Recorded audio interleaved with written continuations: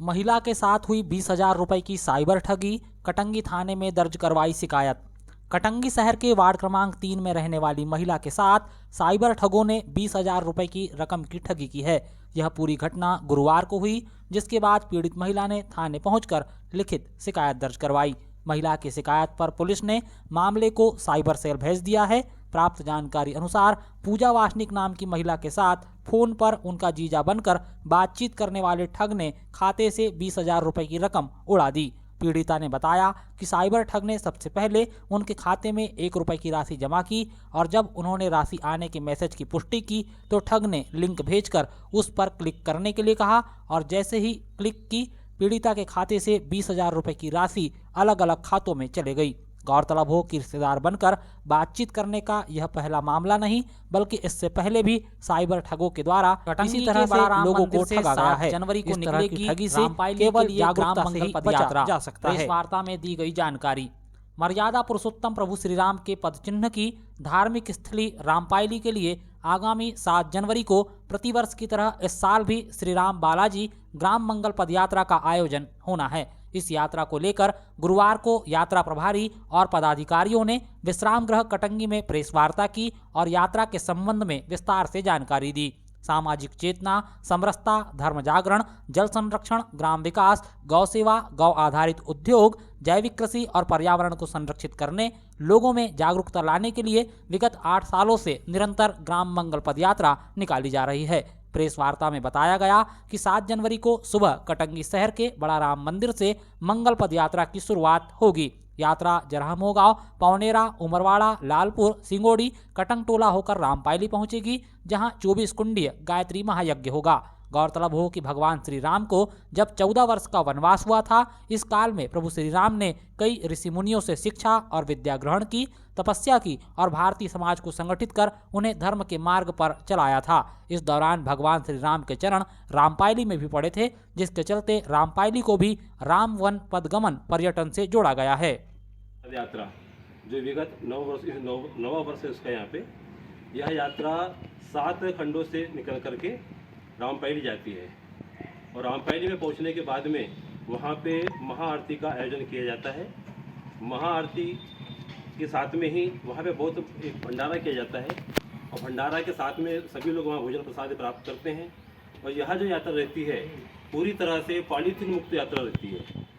पिछले वर्ष प्रदूषण नियंत्रण बोर्ड के द्वारा इस यात्रा को सर्टिफिकेट प्रदान किया गया है कि जो आपकी यात्रा है वो पूर्णतः प्लास्टिक मुक्त यात्रा है, जो काफ़ी अपने यहाँ पे है।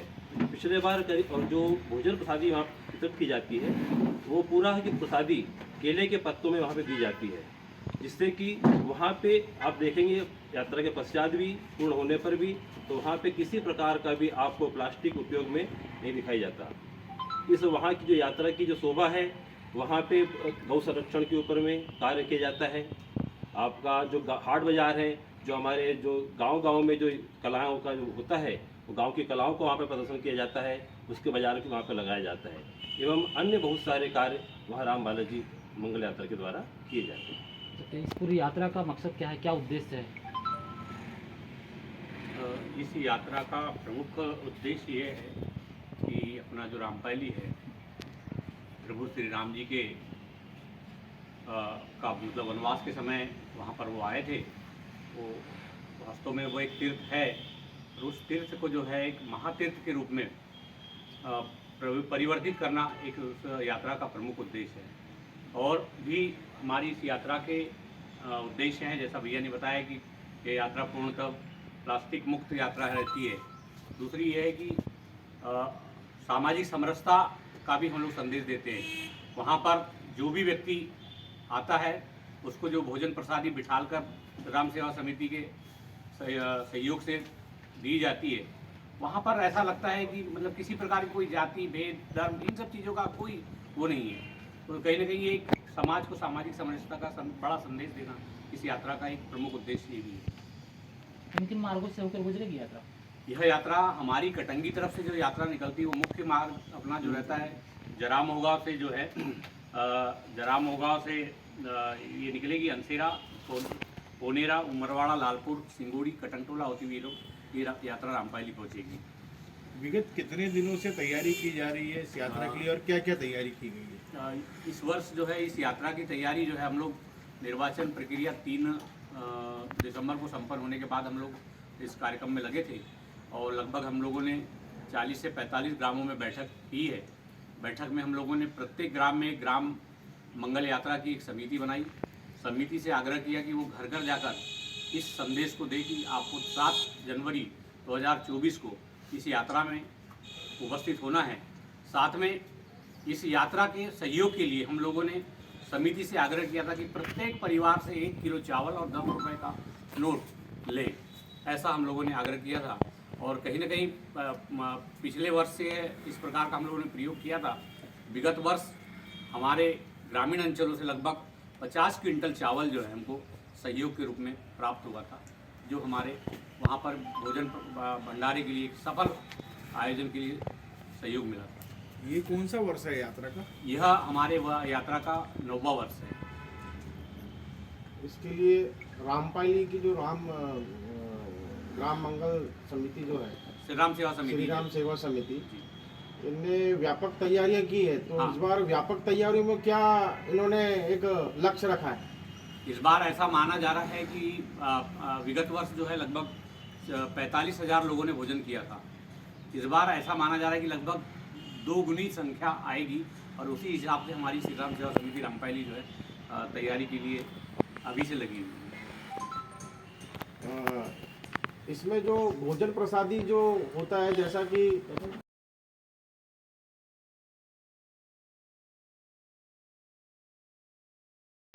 सर वो मेरे अकाउंट में जितना अमाउंट था वो पूरा खाली हो चुका है। मुझे किसी का कॉल आया, उन्होंने रिश्तेदार बन कर के बात किया मुझसे।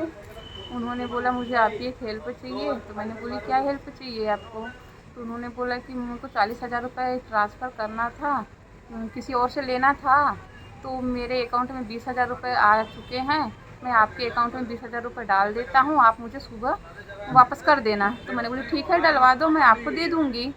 फिर सर उन्होंने बोला मुझे कि मैं 1 रुपये पहले सेंड कर रहा हूँ, आपके पास मैसेज आएगा तो बताना। तो उन्हें 1 रुपये डाला पहले, तो मेरे पास मैसेज आया तो मैंने बताया। तो उन्होंने बोला कि आप भी 1 रुपये सेंड करो। तो मैंने भी 1 रुपये सेंड कर दिया। तो उसके पास में भी मैसेज चले गया। तो उसने फिर एक लिंक दिया, तो उसने बोला कि इस लिंक पे टच करो। तो मैंने उस लिंक पे टच करी। तो टच करने के बाद में लिंक ओपन हुआ तो उसने बोला कि आप यानी पैसों का नाम लिया, इतना इतना अमाउंट डालो कह करके। पहले बोला 4,900, पहले 10,000 का किया तो नहीं हो पाया, फेल्ड बताया। फिर बोला 4,999 रुपये डालो। तो फिर 4,999 रुपये मैंने डाला। फिर पे टच करने बोला तो मैंने पे टच किया। पे टच किया तो फिर मेरा कोड मांगा, मैंने अपना कोड डालने बोला तो अपना कोड डाला। तो फिर उसके बाद में फिर मैंने अपना अकाउंट चेक किया, तो मेरे अकाउंट से पूरा मेरा जितना पैसा था पूरा खाली हो चुका। 20,000 रुपये करीब मेरे अकाउंट में था सर, तो पूरा खाली हो चुका है। आपको क्या क्या बताया, उसका कहा उसने, कौन लगता है आपको? सर उसने मेरे को बोला कि मैं आपका जीजा बात कर रहा हूँ कह करके। तो उसने गुड़िया नाम लिया था। तो गुड़िया मेरी मामा की बेटी होती है। तो मैं सोची शायद उसके हस्बैंड ही होंगे। मैं यानी किसी से ज़्यादा बात नहीं करती, मेरे पास में नंबर भी सेव नहीं था। तो मैं सोची उसके हस्बैंड ही होंगे, तो इसलिए मैं जीजा समझ करके बात की। बोल मैं आपका जीजा बात कर रहा हूँ। तो मैं जीजा समझ के ही उससे बात की। मुझे नहीं पता था सर कि ऐसा हो जाएगा मेरे साथ। तो आपने एक बार कंफर्म नहीं किया अपने जीजा को कॉल करके? फिर नहीं, मेरे पास नंबर ही नहीं था तो मैं कॉल कैसे करती। अपनी बहन को भी कॉल नहीं किया आपने? मैंने बोला उनसे कि बात कराइए। तो उसने बोला कि मैं अभी जस्ट बाहर आया हूँ दुकान पे कोई सामान लेने के लिए, मैं घर जाके जस्ट तुम्हारी दीदी से बात कराता हूँ। तो तब तक करके आप ये काम कर दो, फिर मैं घर पहुँचता तो बात कराता। फिर जैसा उसने कॉल पे रह के ही ये सब करवाया सर। उसने खुद ने किया, किसी और से कराया, उसका भी नंबर मेरे पास में है।